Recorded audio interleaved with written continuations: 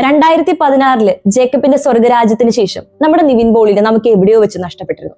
ആ നിവിൻ പോളിനെ തിരിച്ചു കൊണ്ടുവന്നിരിക്കുകയാണ് നമ്മുടെ പുതിയ പടത്തിലൂടെ. ഒരു കോമഡി ഫാന്റസി ജോണറിൽ വരുന്ന ഒരു പ്ലോട്ടിന് നല്ല ഭംഗിയായിട്ട് അഖിൽ സത്യൻ കൈകാര്യം ചെയ്തിട്ടുണ്ട്. ശരിക്കും നമുക്ക് ഫാമിലി ആയിട്ട് പോയി കണ്ടാലും ചില ഹൊറർ സീൻസ് ഒക്കെ വരുമ്പോൾ പോലും നമുക്ക് പൊട്ടിച്ചിരിക്കാൻ ഒരു എലമെന്റ് ആണ് അവിടെ ഉണ്ടാകുന്നത്. അതായത് സിമ്പിൾ ആയിട്ടുള്ള കോമഡി പറഞ്ഞിട്ട് നമ്മളെ മുഴുനീളം ചിരിപ്പിക്കുന്നു. ഇനി ഇതില് ഹീറോയിൻ ആയിട്ടുള്ള ഡെലൂലു എന്നൊരു ക്യാരക്ടറിനെ കൊണ്ടുവരുന്നത് ഇതിന്റെ ഫസ്റ്റ് ഹാഫിന്റെ മിഡിൽ വെച്ചിട്ടാണ്. അത് തന്നെ ഒരു ഭംഗിയായിട്ടാണ്, അതിന് രസം ഒട്ടും ചോർന്നു പോവാത്ത രീതിയിലാണ് ഈ കഥയിൽ ഓരോ ക്യാരക്ടറിനെ ബിൽഡ് ചെയ്ത് കഥ പോകുന്നത്. ഈ കഥ ഏത് വഴിയിലൂടെയാണ് പോകുന്നതെന്ന് നമുക്കങ്ങനെ പ്രെഡിക്റ്റ് ചെയ്യാനൊന്നും പറ്റത്തില്ല. ഇതില് ഒരു ക്ലീഷെ പൊളിച്ചിട്ടുള്ള ഭാഗം ഏതെന്ന് വെച്ച് കഴിഞ്ഞാൽ ഒരു സൈക്കോളജിസ്റ്റിനെ നമ്മുടെ നിവിന്റെ കഥാപാത്രമായിട്ടുള്ള പ്രഭേദു കാണാൻ പോകുന്നത്. ആ സൈക്കോളജിസ്റ്റിനെ ക്യാരക്ടർ ബിൽഡ് ചെയ്യുന്നൊരു ക്ലീഷെ പൊളിച്ചിട്ടുള്ള സീൻ, അത് സിനിമ കണ്ട് തന്നെ മനസ്സിലാക്കിക്കോളൂ. പിന്നെ അത് കൂടാതെ നമ്മുടെ നിവിൻ പോളിയുടെ ക്യാരക്ടർ നമ്മുടെ തൊട്ട അയൽവക്കത്തുള്ള അല്ലെങ്കിൽ നമ്മുടെ കസിൻ ബ്രദറോ അങ്ങനെയൊക്കെ തോന്നുന്ന ഒരു ക്യാരക്ടറാണ് നമ്മുടെ മനസ്സിൽ നിവിൻ പോളി എപ്പോഴും. ആ ഒരു ആളെ തന്നെ നമുക്ക് തിരിച്ചു കിട്ടിയിട്ടുണ്ട്. സൂക്ഷ്മമായിട്ടുള്ള അഭിനയമാണ്, ഒട്ടും അഭിനയത്തിന്റെ ഭാവങ്ങളൊന്നും ചോർന്നു പോവാത്ത രീതിയിലാണ് അഭിനയിച്ചിട്ടുള്ളത്. പിന്നെ റിയ ഷിബു എന്ന് പറഞ്ഞിട്ടുള്ള ഹീറോയിൻ, ഈ ക്യാരക്ടറിന്റെ കാര്യം പറയാതെ വയ്യ.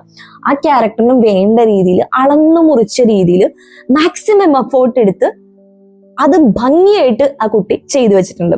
പിന്നെ ജനാർദ്ദനന്റെ ഒരു കാര്യം എന്ന് പറഞ്ഞാൽ, സാധാരണ ഇത്തരത്തിലുള്ള കോമഡി ഹൊറർ മൂവീസിലൊക്കെ ഒരു നായകൻ ഒരു ചായ്വ് കാണിക്കാറുള്ള അമ്മൂമ്മമാരോടോ അല്ലെങ്കിൽ അമ്മ കഥാപാത്രങ്ങളോടൊക്കെ ആയിരിക്കും. ആ ഒരു ക്ലീശ തന്നെ പൊളിച്ചിട്ട് മുത്തച്ഛൻ ക്യാരക്ടർ ആയിട്ടുള്ള ജനാർദ്ദന്റെ ക്യാരക്ടറിനോടാണ് നമ്മുടെ നിവിൻ പോളിയുടെ ക്യാരക്ടറിന് അടുപ്പം തോന്നുന്നത്. ഈ ഒരു സീൻ മൊത്തത്തിൽ ഈ ഒരു 2 സീൻസ് ക്ലീഷ നന്നായിട്ട് പൊളിച്ചതായിട്ട് തോന്നി. പ്രിയ മുകുന്ദൻ എന്ന സെക്കൻഡ് ഹീറോയിൻ അവർ ചെയ്തിട്ടുള്ള ഭാഗവും നന്നായിട്ട് തന്നെ ചെയ്തിട്ടുണ്ട്. ഒരു നല്ല ക്യാമറ പ്രസൻസ് ഉണ്ട് അവർക്ക്. അവരുടെ ഡാൻസ് എടുത്തു പറയേണ്ടതാണ്. അത് ഇതിലൊരു തകർപ്പൻ വിഷ്വൽസ് തന്നെയായിരുന്നു.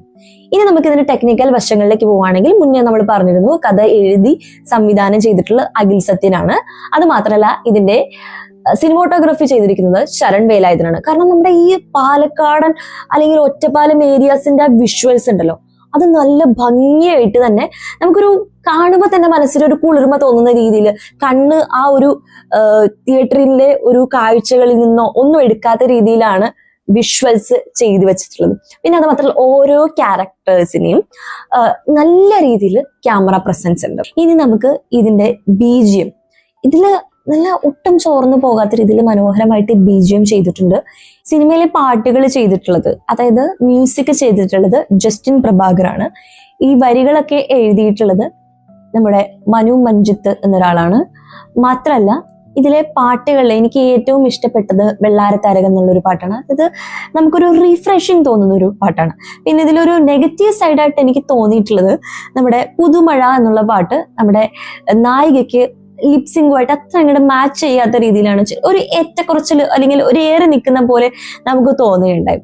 മാത്രല്ല മറ്റേ BGM സ്കോറൊക്കെ നല്ല ഭംഗിയായിട്ട് ചെയ്തിട്ടുണ്ട്.